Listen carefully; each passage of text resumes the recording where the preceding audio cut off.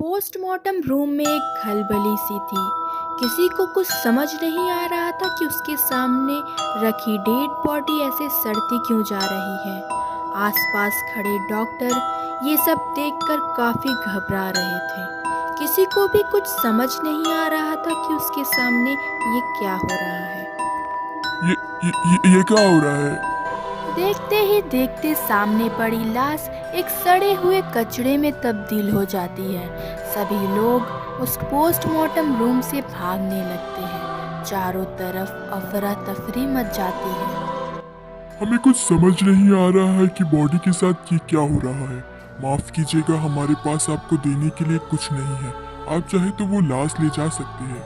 विवेक और अंजू की शादी को अभी 6 महीने हुए थे, जिसके बाद विवेक ने एक खुद का बड़ा आलीशान घर ले लिया था। ये घर शहर से काफ़ी दूर था, लेकिन जहाँ भी था वहाँ से बाहर का नज़ारा काफ़ी सुंदर था। बस यही देखकर अंजू ने घर के लिए हाँ कह दिया था। रात का समय था और अंजू रसोई घर में खाना बना रही थी कि तभी उसे अपने खिड़की से किसी की आवाज़ें आने लगी। उसने खिड़की की तरफ देखा, वहाँ कोई नहीं था कि तभी एक काले कौवे ने तेजी से आकर उसके चेहरे पर प्रहार किया। प्रहार इतना गहरा था कि अंजू की चीख निकल गई और इतने में ही अंजू की नींद खुल गई। अंजू एक डरावना सपना देख रही थी। सपना इतना डरावना था कि अंजू अपने शरीर को हिला भी नहीं पा रही थी। उसके माथे से पसीने की धारा बह रही थी। गहरी सांसें लेने के साथ अंजू काफ़ी हाव भी रही थी। अंजू ने आंखें घुमाकर विवेक की तरफ देखा। वो आराम से सो रहा था। ऐसे में अंजू करती भी तो क्या, उसे कुछ समझ नहीं आ रहा था। वो बस एक टक पंखे की तरफ देखी जा रही थी कि तभी अंजू को पंखे पर एक इंसानी आकृति बनते हुए दिखाई दी। ये देखकर अंजू की सांसें और गहरी और तेज हो गई। वो आकृति एक बड़ा भयानक रूप लेती जा रही थी। लेकिन पलक झपकते ही वो आकृति वहाँ से गायब हो गई। उसने मुंह घुमाकर विवेक की तरफ देखा, लेकिन वहाँ विवेक की जगह वही डरावनी आकृति थी। अंजू उठो, सुबह हो गई है, मुझे ऑफिस भी जाना है। अंजू अभी भी उसी स्थिति में थी। विवेक ने हाथ लगाकर उसे उठाया। अंजू ने आंखें खोली और हिम्मत करके विवेक को सारी बातें बताया। अंजू, ये बस एक डरावना सपना था और कुछ भी नहीं, इसके बारे में ज़्यादा मत सोचो। ऐसा कह के विवेक ऑफिस के लिए निकल गया। अंजू ने जैसे तैसे अपना दिन गुजारा और विवेक के आने का इंतज़ार करने लगी। विवेक जैसे ही घर पहुंचा, उसने जो देखा उसे देखकर उसकी आंखें फटी की फटी रह गई। सामने अंजू काली लिबास में कुछ जादू टोना करती नजर आ रही थी। ये देखकर विवेक को काफ़ी गुस्सा आया। अंजू, ये क्या कर रही हो? मुझे डिस्टर्ब मत करो। तुमने मुझसे वादा किया था कि तुम ये जादू टोना जिंदगी में दोबारा नहीं करोगी। उस वादे का क्या हुआ? तो और क्या करूं? तुमने मेरे उस सपने को डरावने सपने बताकर छोड़ दिया, जबकि मैं जानती हूँ वो कोई डरावना सपना नहीं था। देखो, मुझे परेशान मत करो। तुम पागल हो गई हो। बंद करो अभी ये सब के सब। विवेक, देखो, मुझे गुस्सा मत दिलाओ। गुस्सा तो तुम मुझे दिला रही हो। अगर इतनी ही प्रॉब्लम है तो अंदर जाकर बैठ जाओ, पर मेरे काम में टांग मत अड़ाओ। बस इतना सुनते ही विवेक ने अंजू को एक जोरदार थप्पड़ लगा दिया। तुम्हारी इतनी हिम्मत! फिर अंजू ने विवेक की गर्दन कसकर पकड़ ली। ये सब देखकर विवेक को यकीन हो चुका था कि वो उसकी अंजू नहीं, कोई और है। अंजू, होश में आओ। मैं तुम्हारा विवेक। होश में आओ अंजू।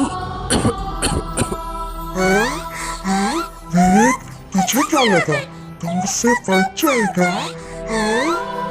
मंजू,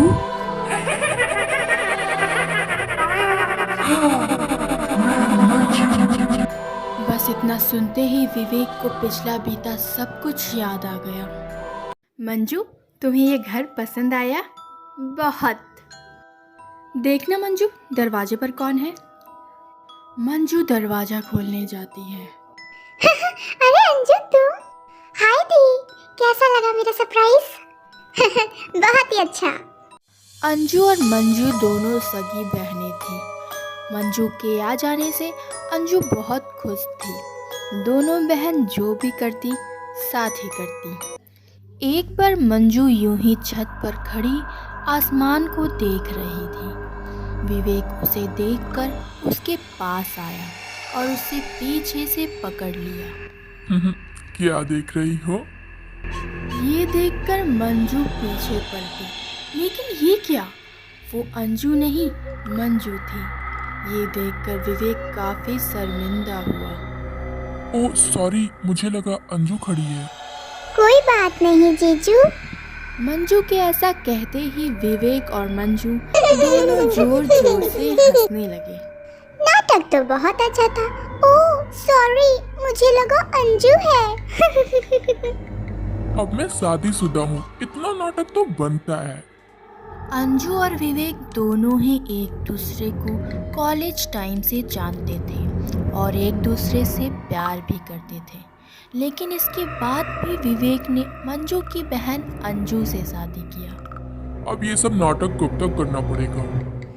बस यही सब खत्म करने तो मैं यहाँ आई हूँ।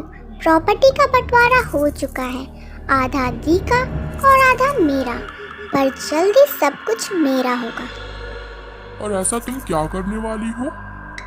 तुम बस देखते जाओ विवेक। और उसी रात मंजू पास के जंगल में निकल गई, जहाँ आधी रात होते ही वो एक जादू टोना करने लगी। उसने अंजू पर कुछ ऐसा जादू किया कि अंजू की तबीयत बिगड़ने लगी। विवेक, विवेक।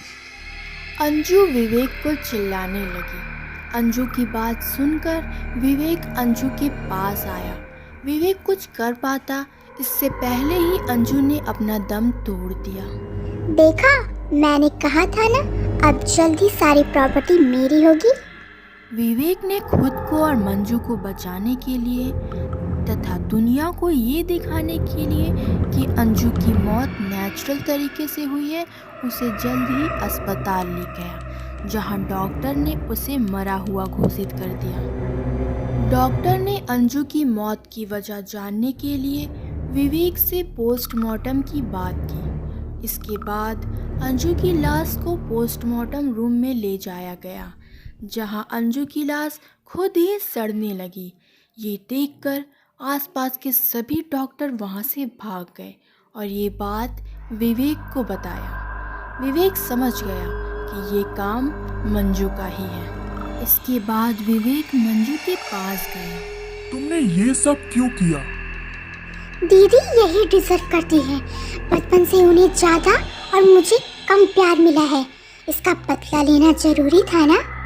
मुझसे वादा करो कि अब तुम ये काला जादू कभी नहीं करोगी। विवेक समझ चुका था कि मंजू पर काला जादू करने का जुनून सवार है, इसीलिए उसने मंजू से ये वादा मांगा, जिसके बाद मंजू विवेक के इस वादे पर राजी हो गई और दोनों ने कुछ ही महीने में शादी भी कर ली। मंजू, होश में आओ मंजू। मैं भी उस दिन उतना ही तड़प रही थी, लेकिन तुम दोनों ने चंद पैसों के लालच में आके मुझे मार दिया। मुझे माफ कर दो अंजू। नहीं, तुम माफी के लायक नहीं हो विवेक।